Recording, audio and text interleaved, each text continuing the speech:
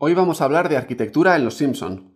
Hijos, os habéis esforzado. ¿Y para qué? Para hacer el ridículo. La moraleja es, no os esforcéis.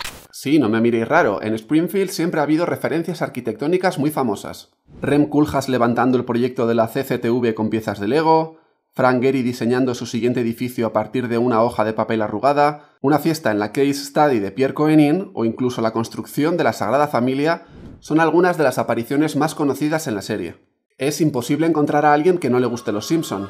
Muchos de sus episodios forman parte de la historia de la televisión, sobre todo los antiguos. En el capítulo 12 de la sexta temporada tiene lugar uno de los mejores de toda la serie. Homer quiere formar parte de una hermandad secreta llamada Los Canteros, o Magios en la versión hispanoamericana, con 908 vecinos de Springfield.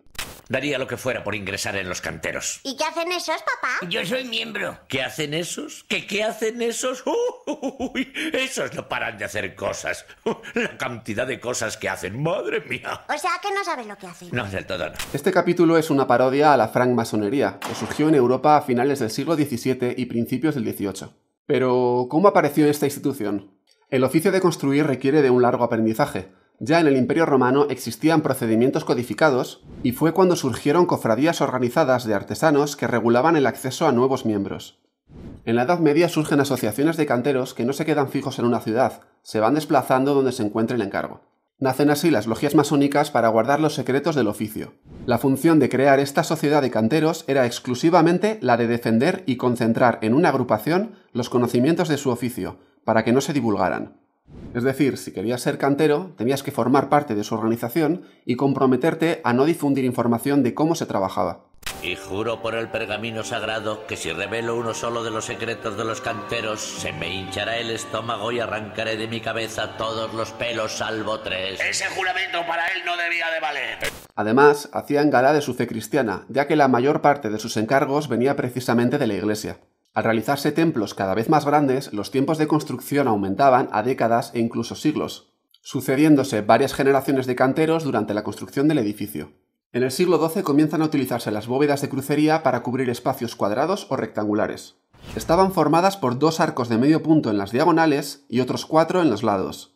Las dovelas eran del mismo tamaño, por lo que los arcos de los lados, al tener menos luz, quedan apuntados. Estas bóvedas de crucería góticas pesaban mucho menos que las de cañón románica y necesitaban menos apoyo, por lo que podían abrirse huecos más grandes en los muros. Este ahorro de piedra permitió que se hiciesen catedrales más altas y grandiosas, desarrollando la colocación de vidrieras de muchos colores. Lo más curioso de todo esto es que estas complejas catedrales se construían sin planos y sin arquitecto conocido. Los canteros se encargaban de transmitir la información entre ellos a lo largo de los años e ir incorporando los avances que se producían. Existía así una red de sociedades de canteros que compartía entre ellos las soluciones que iban encontrando a medida que mejoraba el proceso constructivo. Dentro del grupo se conocía la información, pero se escondía al exterior. Cuando a finales del siglo XVII comienzan a reunirse en secreto los caballeros ilustrados, que compartían afición por las ciencias ocultas, encuentran 2 similitudes que les unen con los gremios de canteros medievales. Por un lado, la posesión de conocimientos secretos que solo se pueden obtener una vez se ha completado el rito de iniciación. Este ritual se llama cruzar el desierto. Y a este lo llamamos ojo que no parpadea. ¿Habéis observado que cruzar el desierto se parece a ojo que no parpadea y es igualito a naufragio del espejio del... Y por otro, la construcción del Templo de Salomón, como expresión máxima de las ciencias ocultas. A partir de entonces, adoptan el nombre de logia masónica y nace la francmasonería. Bienvenido al club número 908. Has ingresado en la sagrada orden de los canteros que desde tiempos remotos lucha por derribar las rocas de la ignorancia que obstaculizan la luz de la sabiduría y la verdad. Y ahora emborrachémonos y juguemos al ping-pong. Haciendo referencia a los grados masónicos, los canteros se identifican con números en vez de nombres. Así Kent Brockman lleva el número 66, en honor al canal donde presenta las noticias, el pequeño Alien el número 51, por la leyenda urbana de los extraterrestres en el Área 51, y el profesor Frink el 314, en alusión al número pi o 314. Y descubrimos también que el millonario señor Barnes tiene un número inferior a Lenny y Carl, por eso le tratan de manera despectiva durante todo el capítulo. 29, acércate. Gracias, señor. ¿Puede repetirlo? En la masonería no importan las clases sociales, y su estatus valora las aptitudes personales y no los éxitos profesionales, por lo que un carpintero puede estar por encima de un doctor.